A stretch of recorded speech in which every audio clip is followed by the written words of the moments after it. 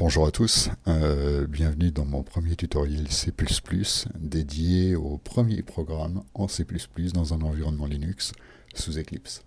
Alors Eclipse est un IDE qui principalement a été fait pour le développement en Java et c'est la raison pour laquelle moi j'ai intégré un plugin qui s'appelle CDT que vous pouvez télécharger qui permet de créer des programmes C++. Alors dans un premier temps nous allons créer un nouveau projet. Alors bien entendu il s'agit d'un programme en C++. Voilà. On va l'appeler par exemple test. C'est un programme qui est vide. On va utiliser le compilateur GCC. Voilà. Donc notre nouveau projet est ici. Il inclut donc les librairies qui sont là, qui reprennent en fait les chemins des librairies qui sont installées dans votre ordinateur.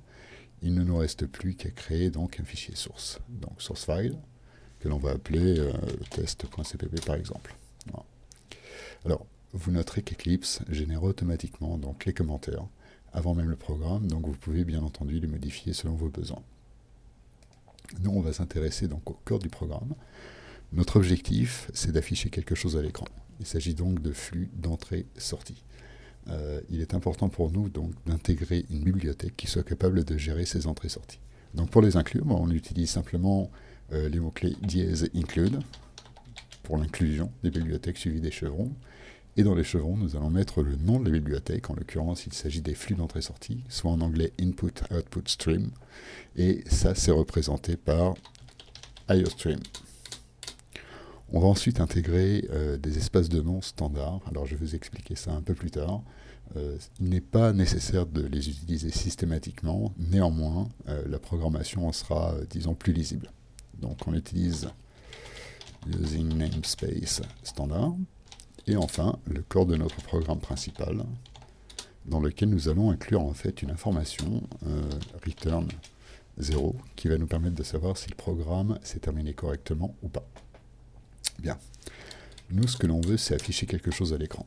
Donc, on va utiliser un mot qui fait partie de la bibliothèque IOStream dans l'espace de nom standard qui s'appelle cout, qui veut dire console out. Donc, cout nous permet d'afficher quelque chose.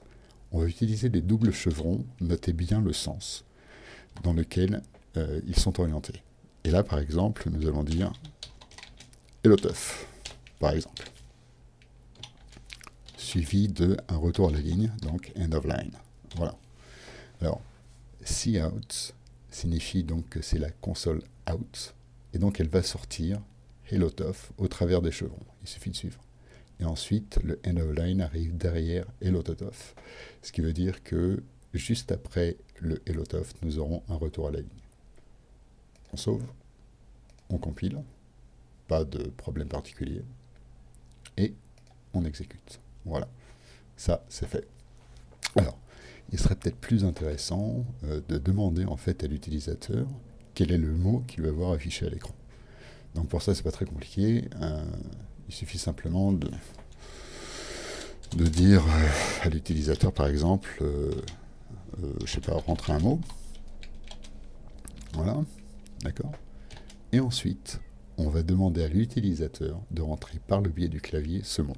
Donc c'est in, console in. Regardez bien les chevrons qui sont dans l'autre sens.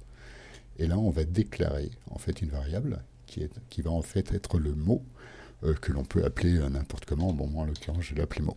Voilà. Alors ça veut dire quoi? Ça veut dire que ce mot-là va contenir ce que l'on souhaite afficher. Donc il faut le déclarer. Alors évidemment, mot n'est pas un nombre, donc c'est pas ni un entier, ni un flottant, ni un booléen. Ce n'est pas non plus un caractère, c'est une chaîne de caractères. Cette chaîne de caractères, il faut donc la transcrire en C++ par le mot-clé string, qui va définir que le mot-clé mot est en fait une chaîne de caractères. Non.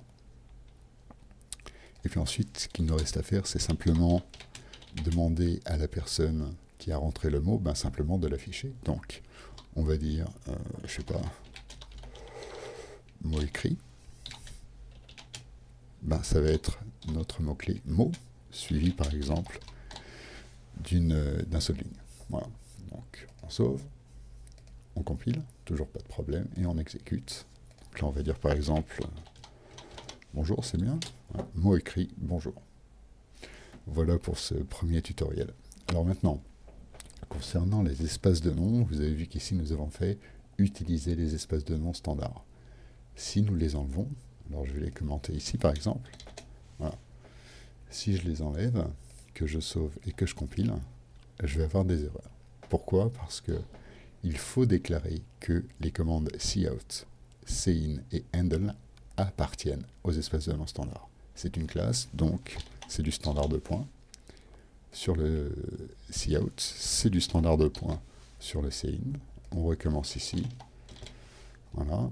Et sur le handle, qui est également touché par cette commande.